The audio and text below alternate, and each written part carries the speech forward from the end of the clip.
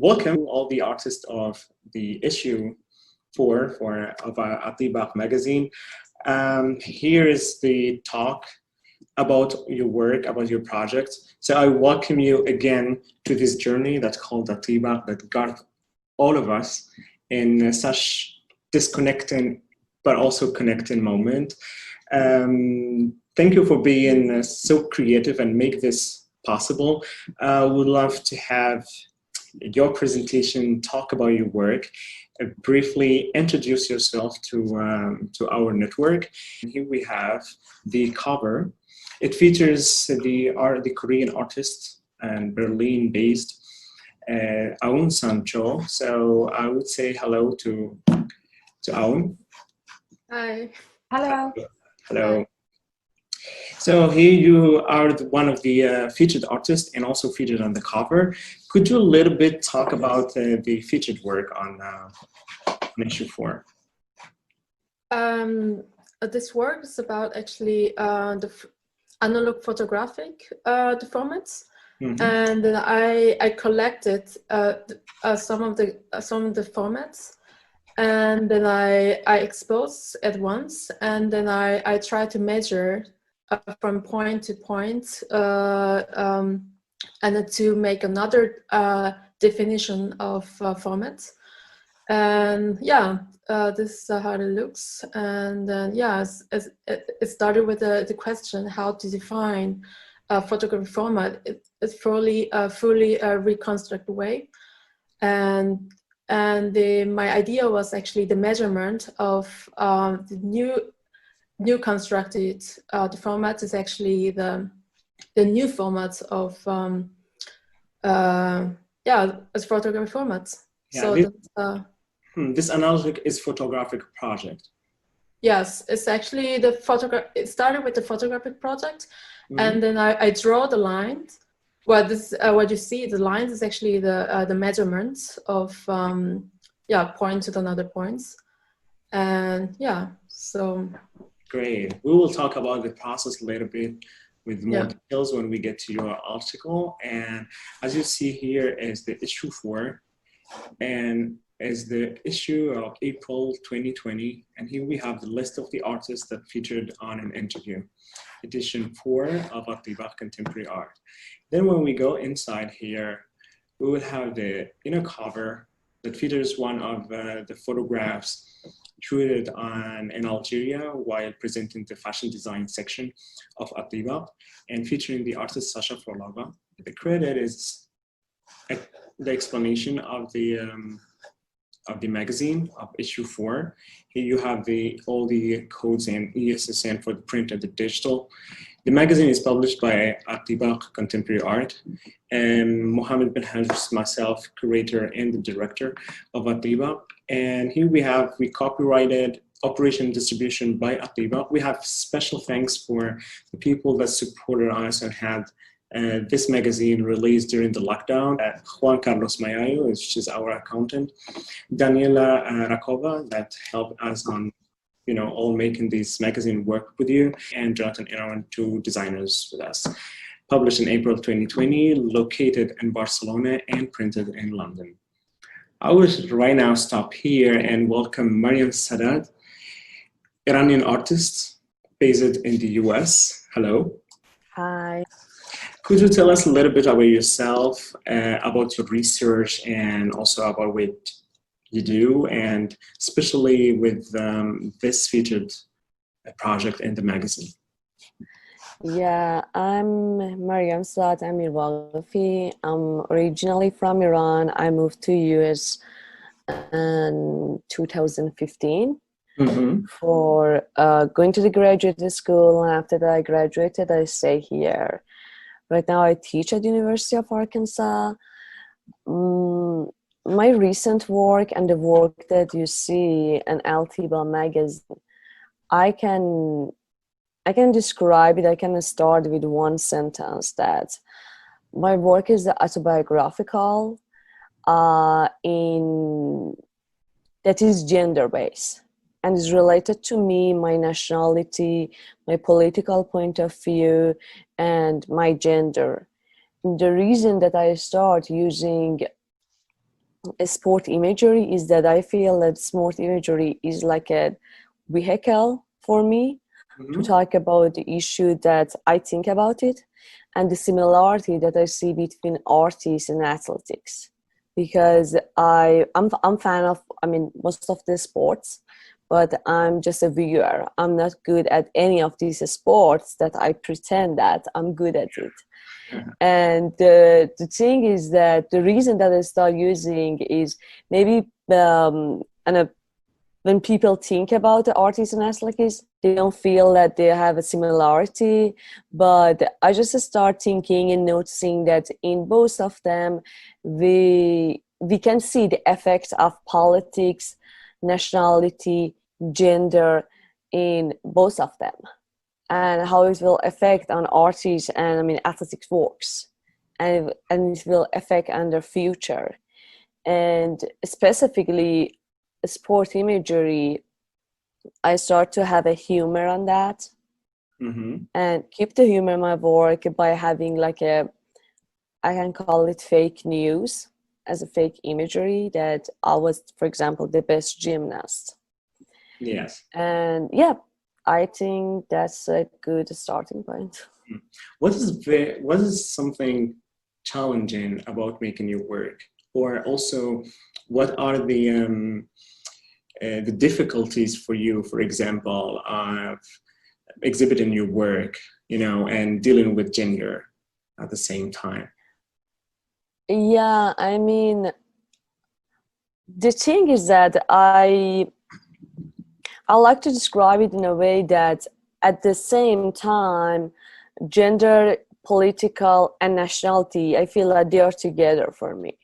And since I moved to US and I'm presenting my work as a female, and specifically female who is from Middle East and Iran, people are waiting to see some, I mean, really known symbol in my work, like specific things that they want to see from the female artists from Middle East, and they are something like they want to see this woman as weak. Let's talk about it like this. They prefer to see it in that way because they can after that feel bad about them, and they think that they can support it. And it's not a really interesting things for you. You have to, I had to try, and I have to try to change this point of view as a new generation artist. Yes. And think about all the symbols that I use in my work, and how it will affect on a viewer. And a lot of them, maybe when they look at my work, the first question that comes to their mind is that, oh, you're from Iran and Middle East. Why don't see anything here that present it for me? Sure. And show that where are you from, immediately your nationality or your gender. This word is related to which part of your life, if you can say? Yeah, I mean, I like watching, I mean, sports. Yeah. And the reason is not that I'm a competitive person, because I'm not. The reason is that I love the idea of winning and losing. I grew up in a place that I always had to think about it. And after that, I moved to US, that still I have to think about it, that who is the real, I mean, loser or winner? And is it possible for me to win as a person who was born and grew up in a country that people doesn't have a really positive view about it? And I just feel that my life is like fight for me. When I was in Iran and then I moved here. And the starting point of this project, it was when I was a child. I have two older brother. I'm still a fan of soccer specifically. Yeah. And I couldn't go to a stadium as a female, and I love to do that. That was the reason that I can say maybe since I was 7-8 years old, always watch these games from TV at home, and I try to imagine myself on the stadium, and what would I do if I was there?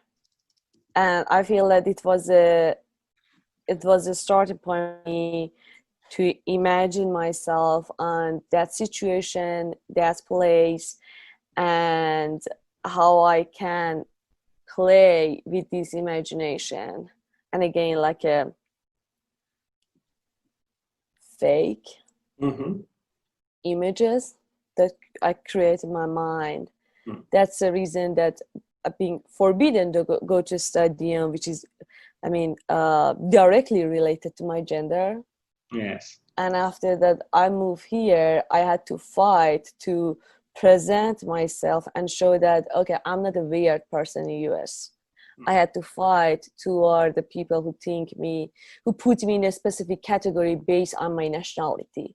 And when I was in my country, again, the word fight just appeared because I had to fight because of my political point of view in my country. Yes. You also work in a gallery in Kansas, right? And how that affect or reflect on the exhibition you organize, you create, or what all the artistic activities you have in the gallery? I mean, I can say that I'm a really lucky person to live and work in Arkansas. Maybe when people think about Arkansas, the first thing that comes to their mind is that, oh, Iranian artists from Middle East in somewhere at the middle of US. But I'm lucky. I'm lucky to be here because I mean, I'm an assistant director, and I had the chance to co-curate the show of an Iranian artist, Lale Khorramian.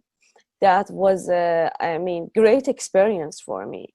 I don't say that because I'm an Iranian and I co-curate the show of Iranian artists, because I just feel that it gives me the opportunity to talk about the difference between, a stereotype of Iranian artists and the reality, specifically in the new generation. And the other hand is that I just see how we can keep the diversity, because I'm in minority group here. Yes. And I just start realizing that how it's important to think about diversity when you curate the show based on gender, nationality. When we are curating, how we have to think about the advance to have people from, color and LGBTQ, and people who are from even different points of view toward art. Yeah. And I just learned that how I can learn from these artists. And of course, curating their work, talking with them, it's a great opportunity for me. That's really great. And congratulations for what you're doing. And thank you very much for this. There's the website here and also the social contact of Mariam Sadat, and then you can just check the website for more projects and details. Now we go to Samuel Green. Samuel Green's here. Hello. Hello.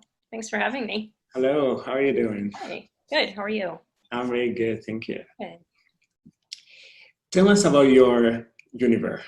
That's what I can say. So I started making these large-scale installations sort of based on things I was looking at in nature. They're not necessarily recreations of things in nature, but are inspired by it. You can probably see this in this photo you're showing, the idea of like a paper wasp nest or a beehive, and kind of all of the intense work that goes into those. And a lot of times people just pass by those things. They don't really look at them or think about them and think about the time and expertise put into making those. And I just kind of wanted to meet that on a large scale that people need to walk into and experience. Because they are at the same time huge installations. They can be small pieces, but also they are huge installations that's really you can be part of the work. That's what I find really really good and really creative when you work, and especially there's different tones are chosen carefully. How do you choose your paper, by the way? So most of the paper I use is slated for trash or for recycling, and then it can be recycled again after. And I generally kind of sort everything by size and color, and as I'm working, choose those sizes and colors for different areas. Yeah, also, the nice thing about doing these large installations is when you can actually walk into them, they often have a sound element or a lighting element. So it's a lot of your senses being exposed to different things once you walk in. And how did you start first with this expression? Let's see. So I work as a freelance artist doing projects for other people as well. And I ended up doing a project that involved a lot of paper and had a lot of leftovers. So I started just experimenting with what I could do with those, because I've always kind of collected things that I find appealing, and started combining lots of leftover materials and came up kind of with this language of the rolled paper. So I can say, this work actually can be even exhibited in nature as a part of it, as a site-specific installation, which could be specific to every space and location. Could you tell us about the most important exhibitions where you had your work exhibited? I think the ones that were most interesting, I've done 2 exhibitions in China, one in Beijing and one in Shanghai. And in each of those, I didn't really know what I was walking into. They had sent me a few photos, but the communication was a little difficult.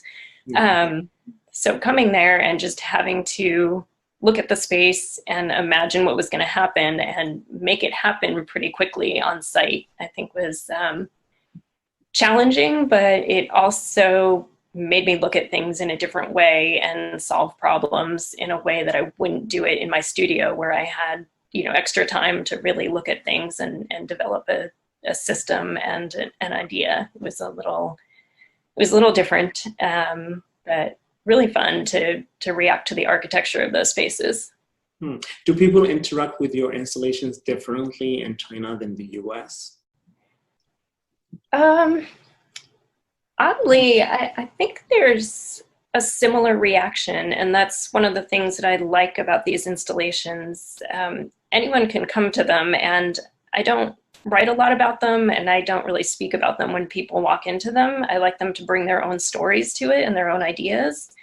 So a lot of people will make different associations, but even in the US and the exhibitions in China, a lot of people walked in and almost thought of it like cloud gazing. When you look up to the sky and people see different things in the clouds, they would kind of see all of these different things in the work, like anything from beehives to intestines to different animal shapes. So it was a neat, broad range of reactions.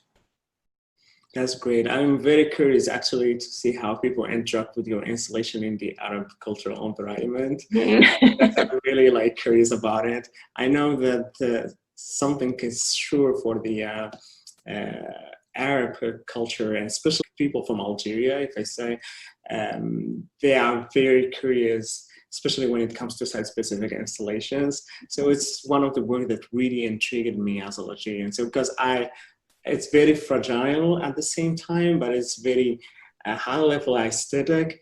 It has curiosity. You want to be there, but you don't want to touch it because you don't want to just ruin it down and stuff like that. I think it has, as you said, a mix of a lot of feelings and emotions at the same time, especially when you just add sounds or also lighting and things. So congratulations for the work. Thank you. Welcome. Now we will go from the US, we go to Europe, Romania. Here we have Catrinel Studio. Hello. Hello, hi, nice to meet you. Nice to meet you too. Well, so Catrinel, tell us a little bit about yourself and about your project. Yes, hello, hi everyone. My name is Catrinel Sabacak and I'm the founder of Catrinel Studio. We're a small studio based in Transylvania, Romania. And our work straddles in between product design and art installation. And our main aim, so to say, is to challenge perception of daily objects, as well as of daily issues that we consider important, such as, for example, time perception, whilst the main themes that we tackle are entropy, time, light, as in this project, as well as the contrast between natural and man-made. And the project that you see here is called Morphosa, which in Romanian, it comes from the Romanian word metamorphosa, which basically means metamorphosis, or something that is ever changing. It's basically in between art and design. As I said, it's a lamp, but then it's sort of from a more artsy background. So it's a unique and versatile luminaire, which uses only the white light spectrum. So there's no colorful light, and all the visible colors come from the optical properties of the material. And the starting point of the project was one of the sort of core concepts in the studio, which is also applied to other objects. So it's a concept that is quite vast to be discovered and can be applied to very different things, which is that of making the invisible forces sort of visible. And in this case, we're talking about white light, which basically has the whole spectrum that everybody knows, but we can't really perceive it most of the times. So whilst I was researching, I found it very interesting that basically when you look in the spectrum of frequencies, the visible light is actually very, very narrow. And thus I started to question basically how much of reality can we perceive, because we always feel like our perception is very true to reality, but then actually there's a whole world sort of hiding under the surface.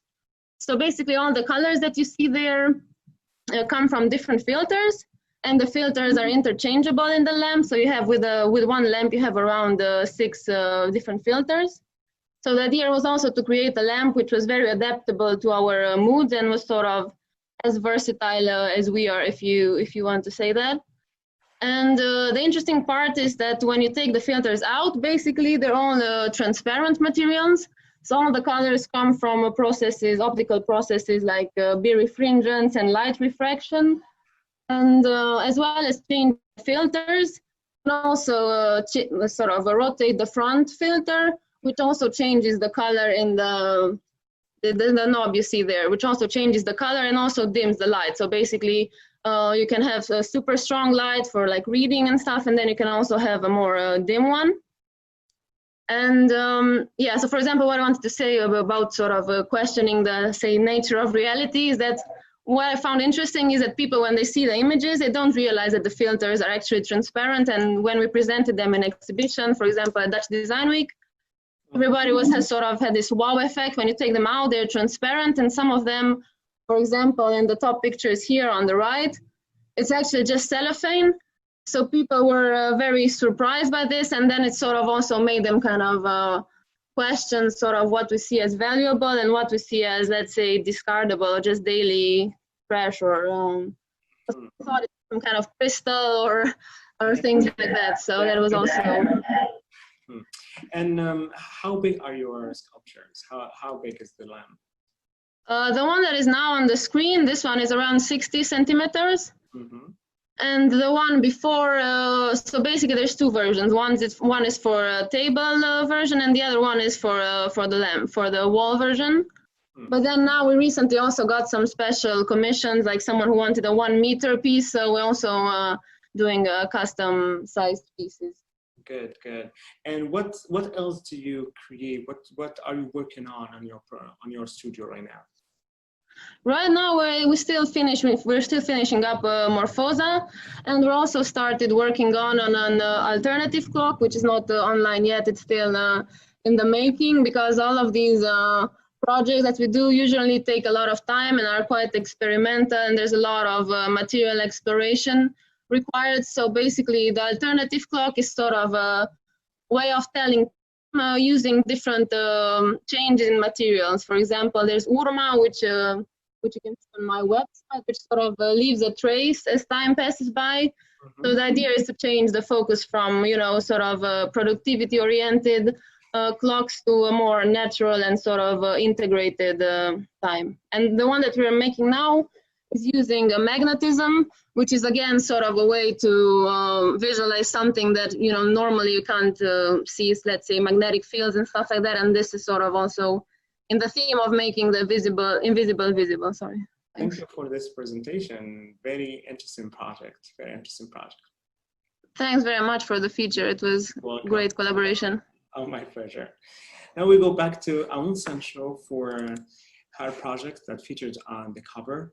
Hello, Aun Sancho. Hi. Hi again. Well, here we go back to your project, Analogic Performance Study. I just highlight that you've been studying photography in Berlin. You're based in Berlin, you're a Korean artist. Could you now comment a little bit about the process of creating this project?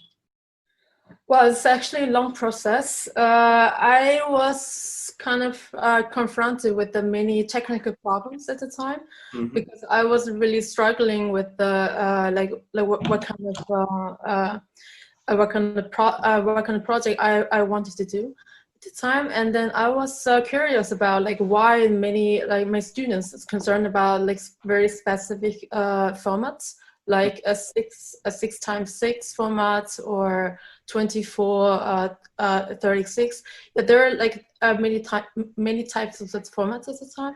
Well, and then I realized that I wanted to produce some projects about like photographic technical problems, like formats or the grains or pixels, stuff like this. And then this project is actually one of the first projects that I started with in terms of the elements of photography, I call. And then I started with I started to collect many different of formats, which is actually not really easy to do that, because I only have small formats like 24 and 36 format, which means that I had to borrow also different cameras to get these different formats. For instance, I had also spy camera, like you see the smallest formats you see, and then to a panoramic formats like 6x12 centimeters, something like this. So it was a lot of preparation for this project, and then I started experimenting with that. Interesting. Okay. Did you exhibit this work already after finishing school? Yes, I exhibited in my solo show in Berlin, and but it was also a little bit of it was actually a little bit difficult to show these projects at the first place, because I was still processing all the concepts in my head. So, what study or skills helped you out of photography of making this project? What skills? Oh, yeah, I don't know exactly, but then maybe skills of collecting information linearly, and then also skills of reconstructing existing the elements into What about the importance of mathematics on your project? Yeah, at the time I didn't start studying mathematics, and actually after this project I started to read about and also learn about mathematics. So it's actually after this project I started. Too related actually to mathematics, actually. Yeah, because during this project I became really interested in the measurement problem, like how to define the measurement in terms of the physicality and also mathematically. And there's many ways to define this very specific measurement in terms of approximation and blah blah blah. So that was actually one of the first project I came in with the mathematics. How do you think this project will evolve in 5 years? Well, first of all, I just started with the only exposing different formats, and then I started to measure the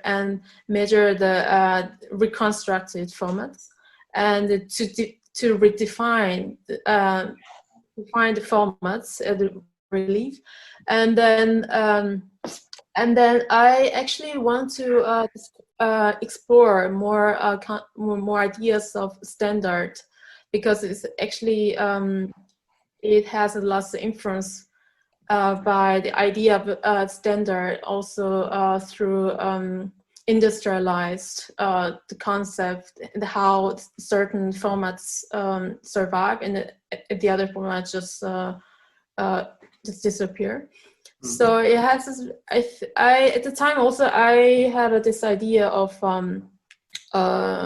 developing more into the more direction of study of standard and norm, mm-hmm. and how actually this concept also influence photographic technical issues. So okay. I think this is also one of the directions, I think. What out of your research and the art field has inspired you? Maybe traveling?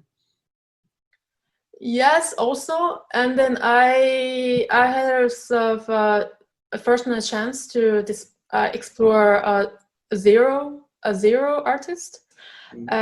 This is like a art movement during 60s and 70s in Germany, and then I got to know also lots of work from Günter Uecker or Heinz Mark or Lichter and Sigmund Polke. Yeah, I think as some of the works that I'm also developing from 2015-16 has a lot of influence from a zero artist, because it has also exploration of a very basic element of very fundamental elements of art, or some very of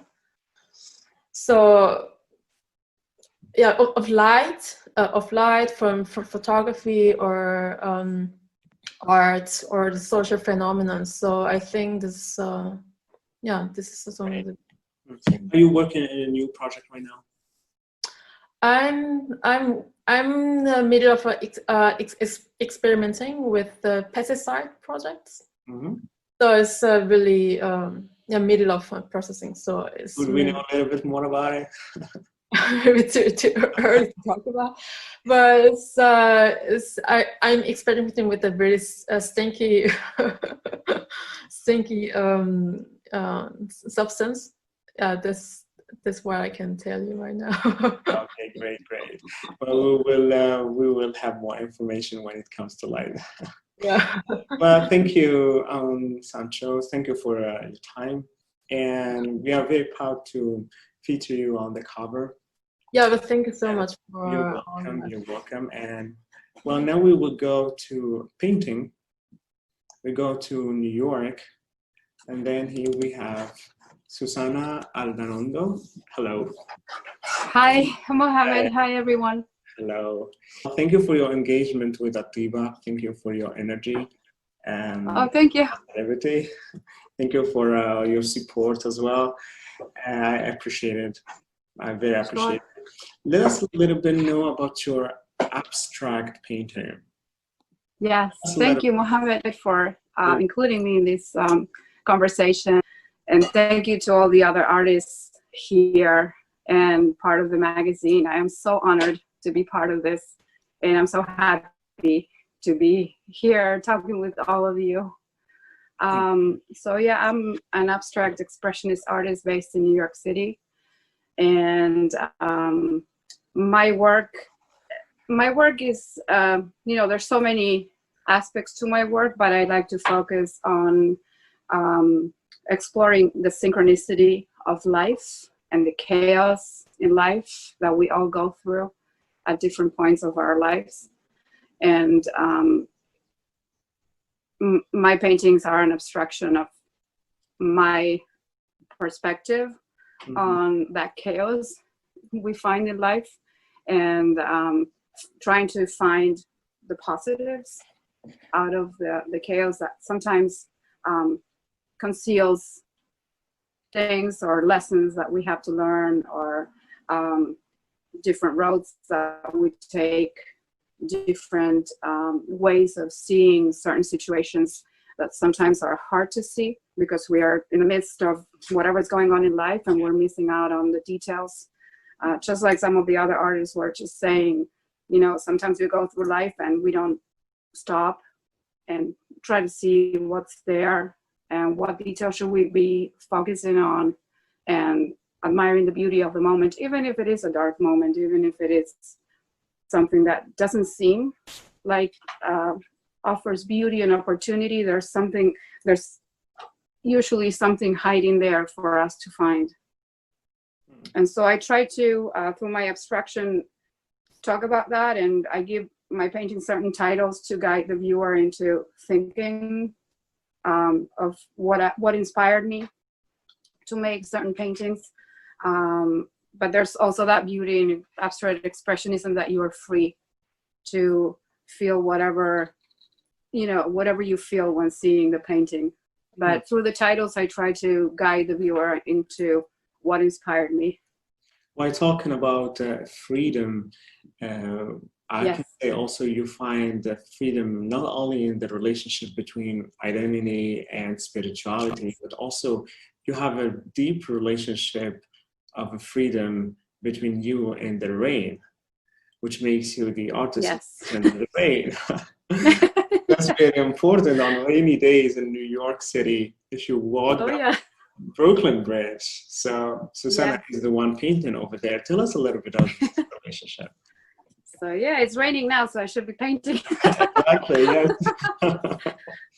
No, but I mean, rain has been a part of my life. I'm originally from Argentina, so from Buenos Aires, and there's so many rainy days there. It's so humid there. And I just remember from being a little girl how much I enjoyed the rain, and telling my relatives, you know, like when they were complaining that it was raining, I would say, actually, it's beautiful. Don't you see? Can't you see that there's beauty in rain? So it's been part of me since I was a little girl. And just I find that when it starts to rain, people rush and they leave, you know, the places where I'm heading. Sometimes when I see that it's about, you know, that it's gonna rain, I grab the canvases and my paints and I head to the Brooklyn Bridge, for instance. And when it starts raining, it's crowded there. And then when it starts raining, people run or they rush, you know, and I'm there by myself almost, like very few people walking by. And they're usually rushing to get somewhere, you know, to get away from the rain. And I'm there soaking. And some of the people that walk by, rushing by, they turn back and look at me. I can't believe she's like, one lady told me, I can't believe you're painting here in the rain, you know. And I'm like, yes, I love it. And I love that feeling of, wow, you know, everybody left the area and suddenly a crowded place becomes your studio, becomes a place of solitude that you would otherwise not have. And so again, there's that freedom that rain gives you, that I love, that it gives me at least. And just that moment and that concealing that beauty of that moment that I'm out there to find. If one day I go to New York City, can I visit your studio? Oh yes, of course. So where is your studio located? What do you do? What do you have? Let us a little bit more about it. So my studio in New York City is in a small apartment in Astoria, Queens. And I also have a studio in Vermont in a very old house. We actually, it's a house from 1850, and we are trying to update it now. But I actually have my studio, and it's the only place that you can be in that house, because it's not, the rest of it is not habitable. Great. So, do you have any exhibitions when I go to New York, it's in a store. Yeah, you could visit. What is it? Do you have any exhibitions right now in New York? What did you say? Do you have any exhibitions? Well, because of No, because of COVID-19, everything was canceled. Everything that I was going to take a part of, fell through. There is one there's one that was postponed and through a dealership in Tribeca, and they're just waiting to see how things pan out with the pandemic and to announce. And I also had a coming exhibit in London in November that was canceled until next year. So, yeah. Well, it's actually the reality, but well, that's why we are meeting today here. We have a chill time to talk about the work rather than, rushing on an opening exhibition. We usually don't have a time to come and talk quietly with someone. Is it true? It has its own magic that is never, we can never find it on the digital world, but the digital world make us also feel closer to each other, more connected to each other. And perhaps for some artists, I feel that during the lockdown, I had understood their work even better than I thought I do. So it gets me closer to the person, get to know the person. I'm the type of the creator that never exhibit a work if I'm not connected to the artist, because I believe that the artist complete the work. And if the work is not matching the artist for me, I cannot go forward. So that's what I like about this magic. And thank you, Susanna, for your time. Thank you for your Mohammed. Explanation, your smile, your energy. Thank you for. Thank you so much. I love it. Thank you. Thank you. Thank all of you. Hello again. How are you doing? Good. Thank you for making me a part of this. I really like collaborating. Working together or sharing together with other colleagues, other friends, other artists. And so thank you for the opportunity and the experience. It's great. You're welcome. We've been exchanging emails and messages. Well, I was going to say that. We've been started, actually. Yeah, and then we didn't have, I think we've been both busy or time didn't really match or something. And then it comes the opportunity, we had to be on a lockdown to really sit and have time to collaborate together. Everything happens for a reason, right? Yeah, so true. And then finally here we had a chance also to have an interview, talk a little bit. It was a good time for me writing the questions for you, and also was kind of challenging to just reduce them to 10 or 11 questions, because I had, accumulated 3 years of questions. So here we are. You let us know a little bit about yourself. I know you very well.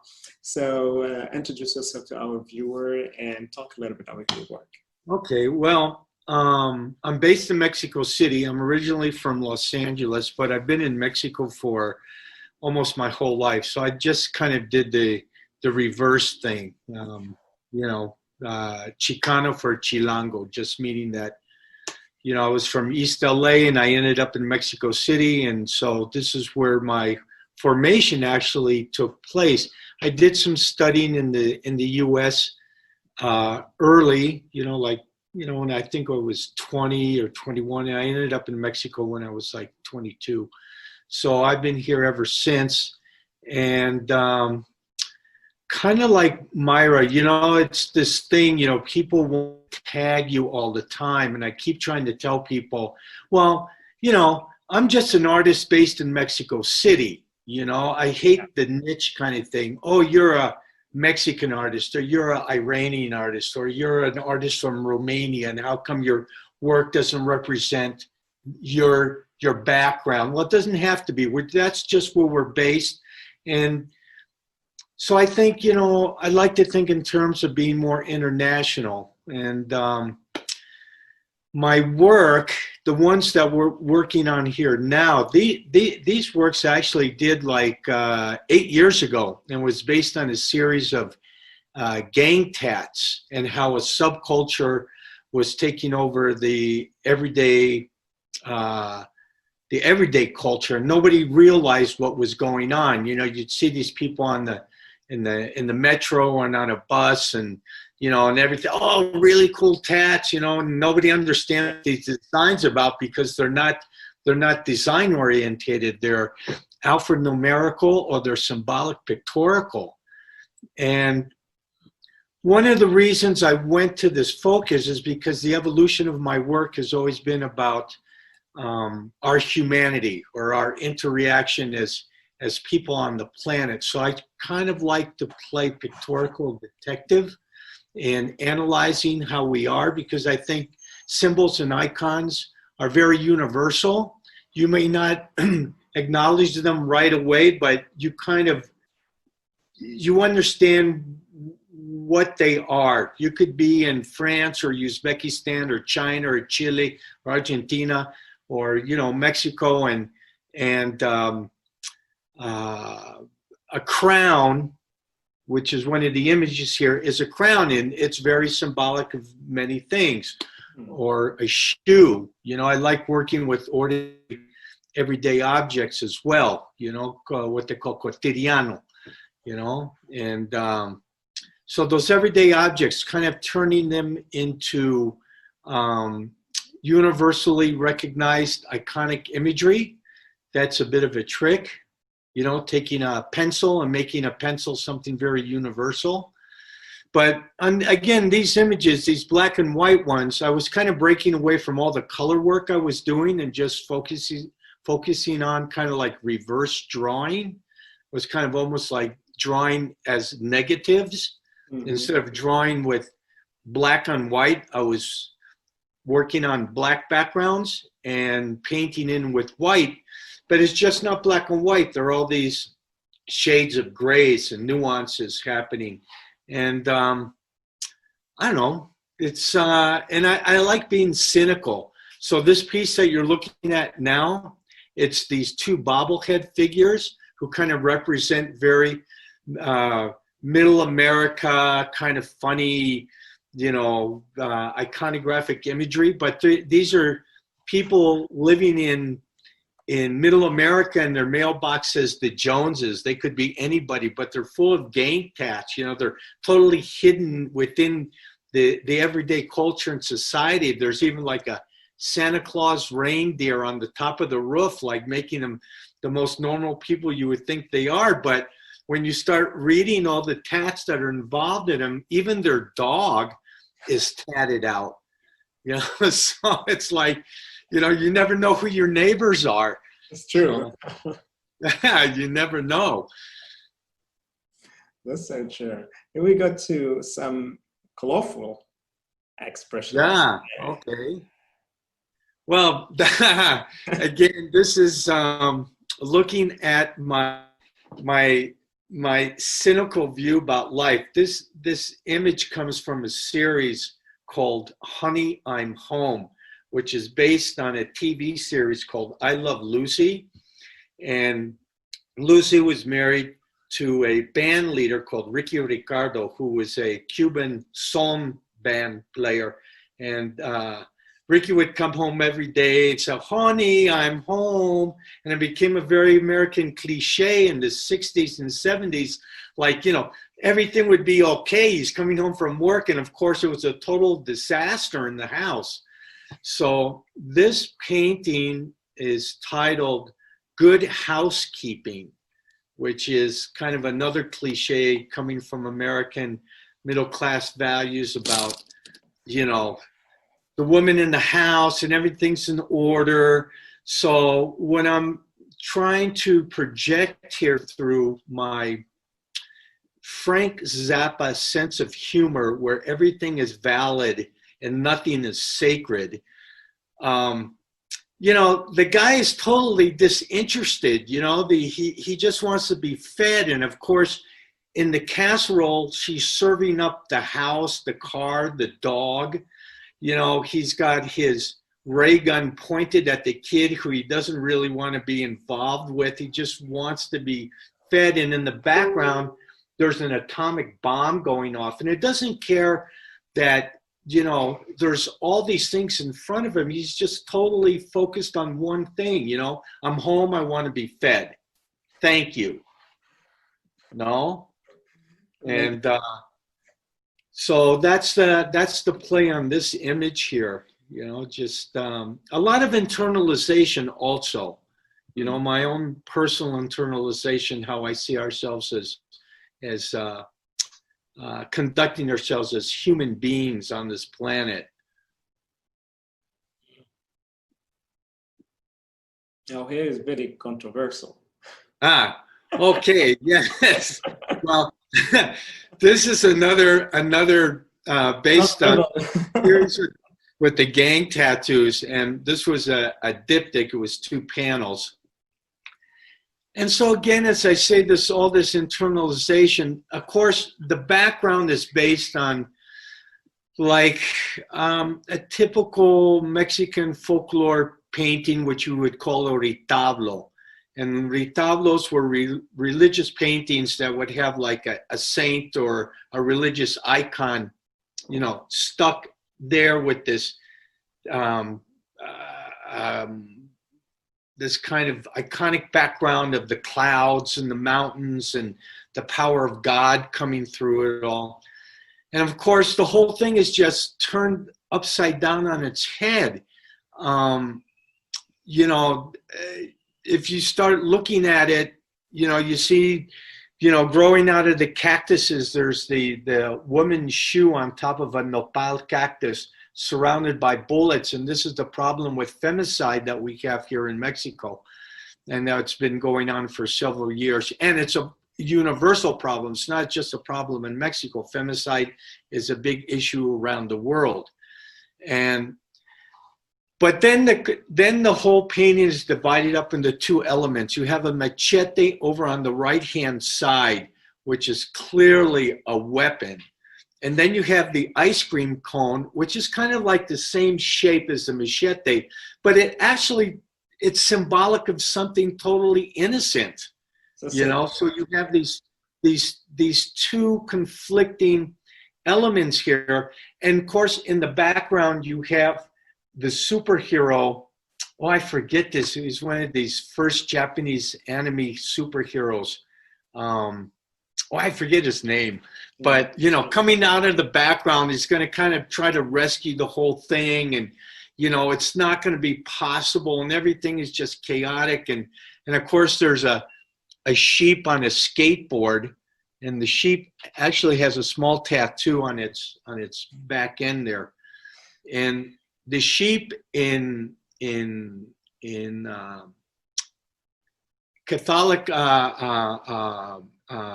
symbolism would represent innocence, or it could represent Christ, actually, you know, and he's just skateboarding through the whole thing, you know, as this whole world is just falling apart around him, no?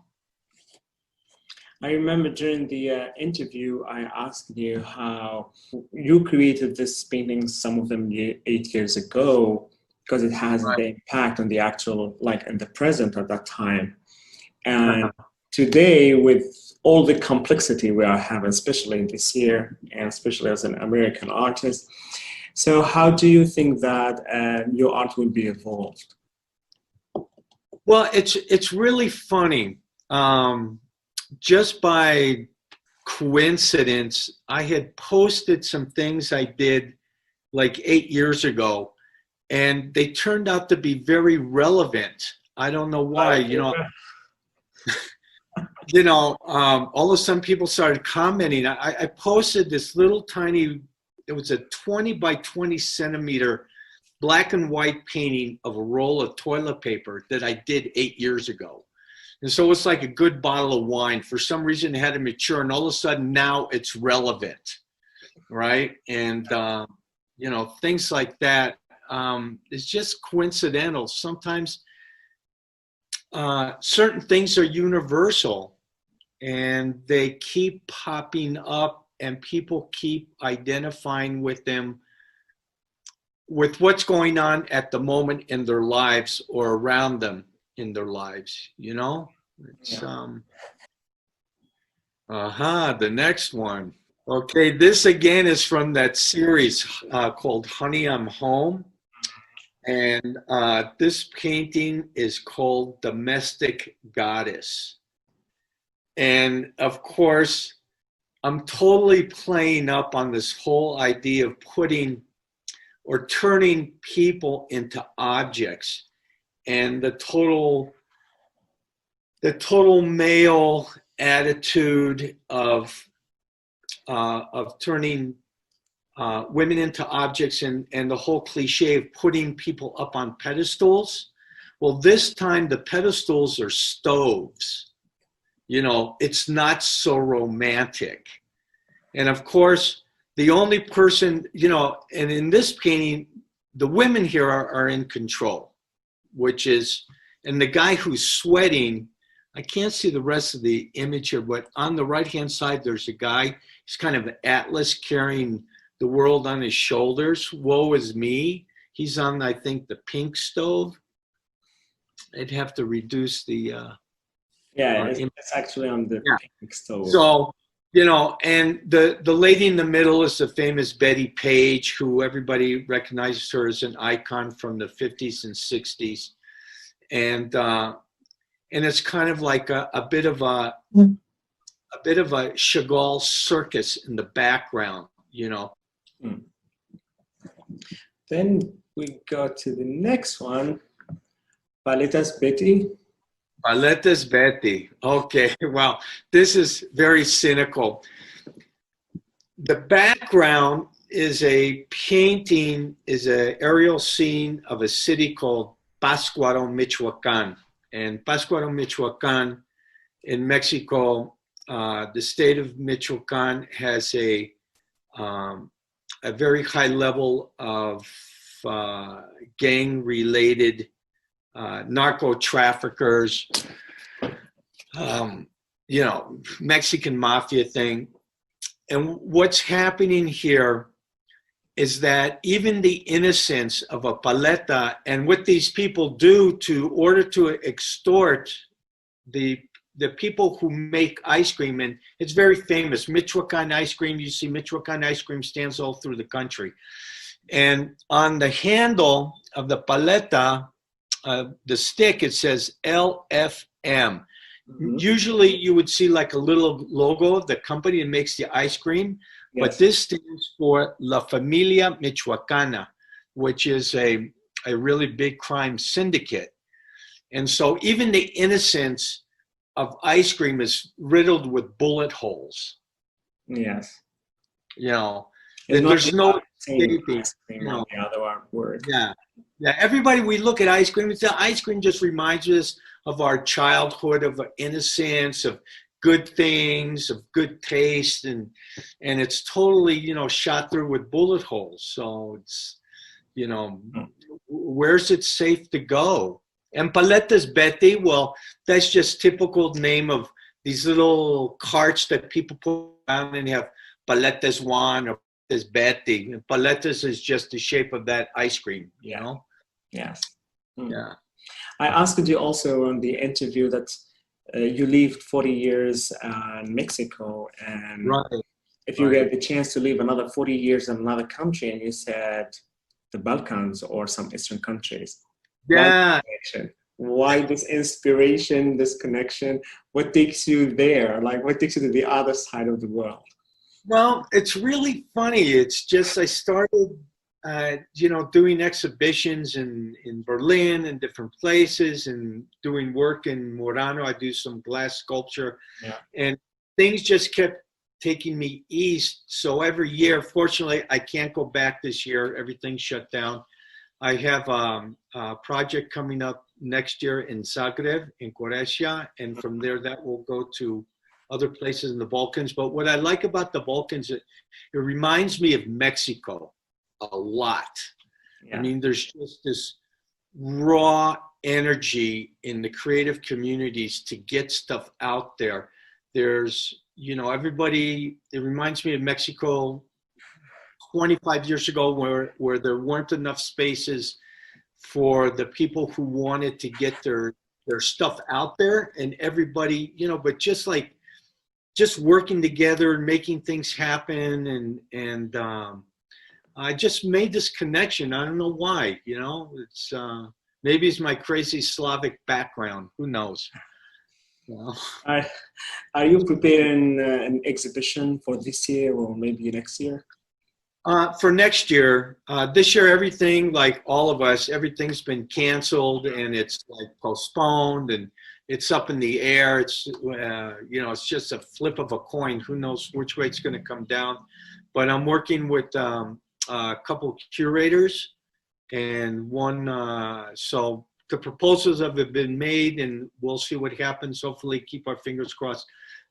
Next year I'll be in Zagreb to do a thing at one of the national museums. And then from there, try to project it out as an itinerary, to other spaces. So I'm looking forward to going back and enjoying some Slivovic. That's very interesting. Thank you, buddy, for your time, for your energy. Thank you, and thank all of you. Please, anybody, if you come to Mexico, you're more than welcome. There's a studio here for you to work in if you need a space, and so bienvenidos. No? I can't be more happy than seeing the artists that met in Atiba and continue working together. I cannot be more happy than this. Thank you. That's great. Great. Thank you for your effort to bring everybody together, Mohammed. It's my pleasure. Now we keep painting, we go to different expression. We go to Cheryl Safran. So I think I've always been interested in science, and if I wasn't an artist, I would definitely be a scientist, and I hit all the sciences, and by 2001, I abandoned art materials and created my art using chemistry. That's magic. That's amazing. So the first connection, it looks like a science magazine. Like we just changed completely from art. Let's go now to discovery and science and medicines. It could be even talking about the new vaccinations that we are looking for. So it's chemistry on metal, but not like etching, where you add chemicals to metals and it eats away at the metal, and you have an incision and then they make prints from it. This is totally different. Perfect. I'm actually changing the chemistry of the metal, and it is flush or raised. Nothing is incised. There aren't acids that are eating into the metal. Yeah. So, yeah. And so the two that you picked to put in the magazine are from two different projects. Mm-hmm. So the one that you have in the circle was one of three works that was from the Republic of South Korea in Daejeon. And they, what it was about climate change.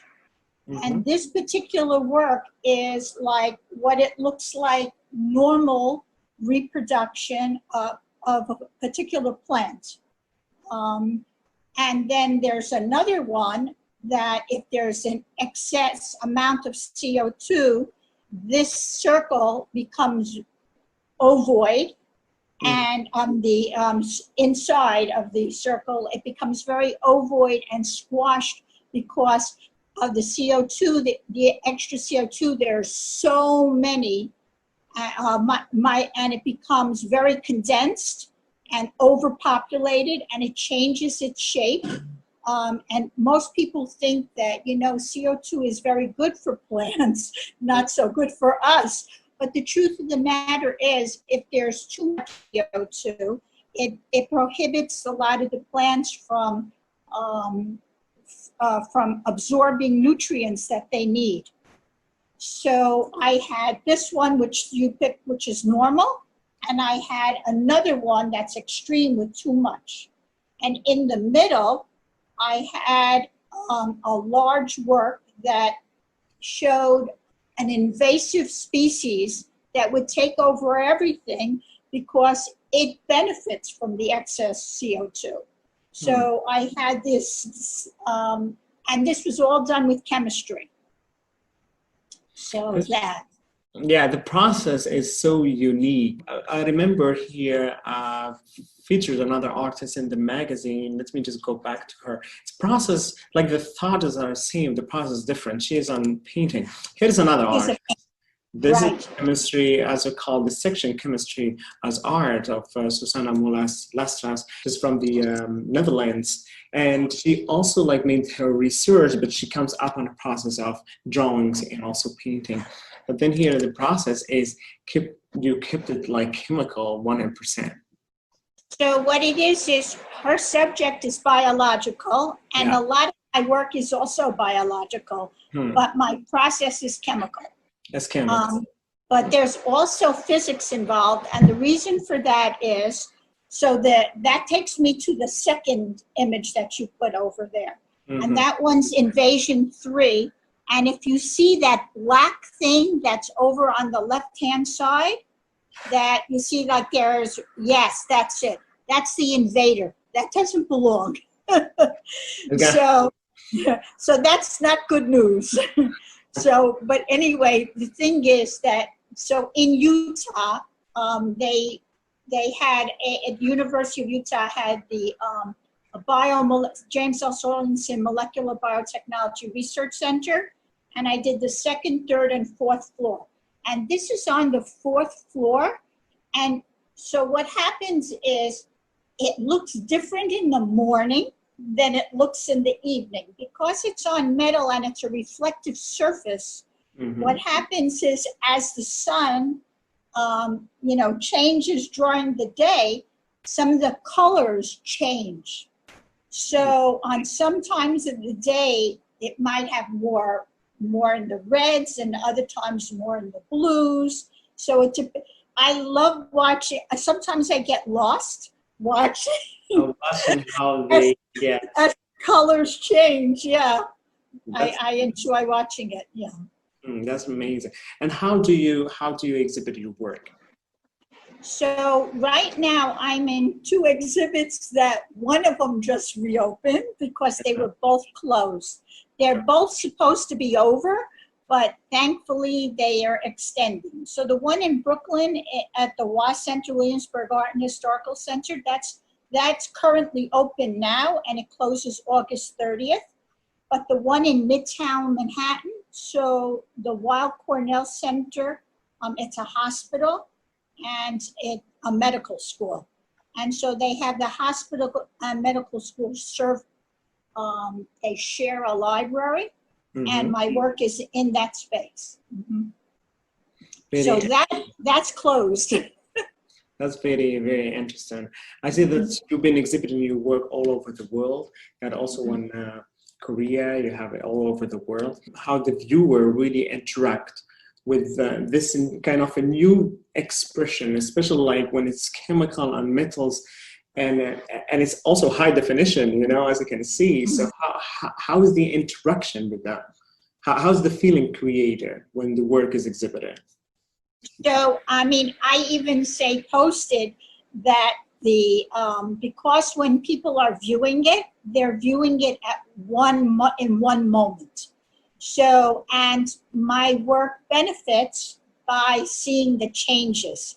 So sometimes there's a blurb next to it. It says, try to kneel, stand on your tippy toes, go to the right, go to the left. So it actually becomes interactive. That's the interactive work. Yeah, that's very important. That's very important. So it's at the end is a live pieces that create this interaction, and then depends on the perception of every viewer.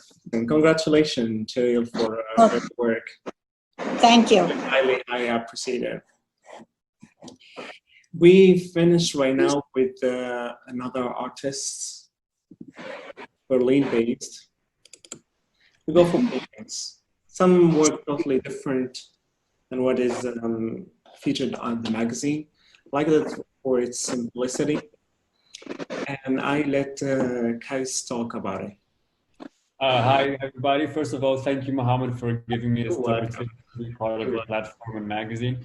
You gave me my first print feature, so there was a very thrilling feeling to be part of that. So a little bit about my background before I get into my work. So my parents are from Afghanistan, so I'm Afghani, but I was born and raised in Amsterdam. And having these two cultures part of my early childhood really helped me to understand how to maneuver and switch between these two cultures. You know, at home the Afghani, and outside of home the Dutch one. And then later on, of course, the Islamic part came to it as well. So it was almost as if I was navigating between three personalities, if you would say so. And and then, you know, as I, you know, as growing older, to get to this work, I came to a point where I wanted to exist within, not within each three of these personalities, but, you know, the middle point of all of these. And, you know, that's what I called my first awakening, which is the title of the series where these paintings are part from. So the first awakening is about coming to a point where when you come to the realization that you are part of a reality that's created for you and not by you. And then what's the choice you're taking from that point? Are you going to still exist within those, or are you going to, you know, which I chose to do, is deconstruct everything that you've been taught and then reconstruct your whole own reality, but then, you know, hanging on to things that do resonate with you. So that's really the base for these works that you see over here. And with my work, I always try to base it on my life experiences, but I don't make it a direct reference. So I don't speak in the I form, but I take the subject that's active in that. So for example, let's say if somebody would pass away and I would want to paint or write or create something about that, I wouldn't create work about the passing of the person, but I would take the subject of loss out of it. So that way, I think it's still personal, but there is still a distance, and the viewer can still connect their own view to it or connection to it, and you can start a conversation about the same topic without it directly being about the artist. Okay, great. You use painting as a medium, but you're also a digital artist and performance artist. Right. Yeah. So I think when it comes to the word being an artist, I think it really starts within the mind, and which probably all of us already have from the moment we can, you know, remember. I think you don't become an artist; you are that already. So it really is in the way you perceive things and interpret it. And then the way you communicate that with your audience or people, that's then, you know, the medium you end up choosing. And I think that for me, I like to challenge myself, but with each body of work, I try to add a new type of, or what's new to me type of medium, or a different way of expressing what I'm trying to communicate. And as you said, I use painting, I do digital collages, I do performance art, but I also write poetry.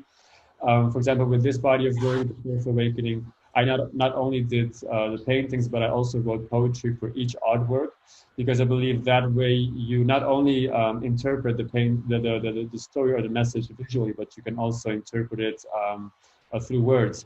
And the way I write the poetry is very metaphorical, so that way there's still kind of a veil over the text, but you can understand where it's going to, but you can still add your own interpretation to it. And really, I think it makes it easier to relate to when you're, you know, looking from the outside to it. Thank you, Kes, for your presentation, for your time, for this energy and creativity. We also feature you on the original version of our magazine, the 5th issue, another project. Well, that was really great, so congratulations again. Thank you very much. Now we will just move to the end of the magazine. Go on this page, which is the last pages. Again, another photograph of the editorial of Luca Rossini, which is the Al-Tiba9 official photographer during the fashion design section MAMA Museum in Algeria last year. Here's some little information to join us for next issues, and the back cover by the Iranian artist Rabia Bakhshani. And so here we just comes to the end of this presentation, of this talk, and for this discovery of amazing artists. So thank you very much for your time and for your energy, for being the featured artist on ISSUE04. I hope we will meet together again in person around an exhibition, or just meet together, because I'm really excited to see you in person, to know about you, to know your work. It won't be better than collaborating together again. And, you know, let's make this world closer, smaller, and let's be connected. This is Mohammed bin Hash from Al-Tiba9, and you, the great artist of ISSUE04. Thank you. Thank you. Thank you so much. Bye. Thank you Bye-bye. very much. Bye. Ciao. Thank you, Mohammed. Thank you, everyone. Bye. Ciao. Thank you. Bye. Thank you. Let's keep in touch. Instagram. Yeah. I'm ready to go to Mexico. Okay. I'll take your word. Really, really, really. Okay.